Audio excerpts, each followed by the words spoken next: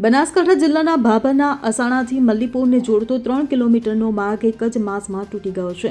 સામાન્ય વરસાદમાં રોડ ધોવાઈ જતા કોન્ટ્રાક્ટર સહિત તંત્રની ગંભીર બેદરકારી સામે આવી છે. તો એક માસ પહેલા જ બનેલા રોડ કાગળના જેમ ધોવાઈ જતા મોટો ભ્રષ્ટાચાર થયો હોય તેવા લોકો દ્વારા આક્ષેપો કરવામાં આવી રહ્યા છે.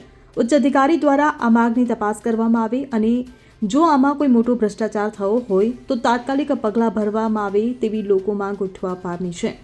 ભાભર તાલુકામાં અનેક માર્ગો એવા છે કે સામાન્ય વરસાદમાં જ કાગળના જેમ ધોવાઈ ગયા છે. તો કોન્ટ્રાક્ટરો અને અધિકારીઓની મિલીભગતને કારણે અનેક વાહન ચાલકો અને રાહદારીઓને મુશ્કેલીનો સામનો કરવો પડી રહ્યો છે. સિદ્ધરાજ ઠાકુર સાથે CN24 ન્યૂઝ અસાણા.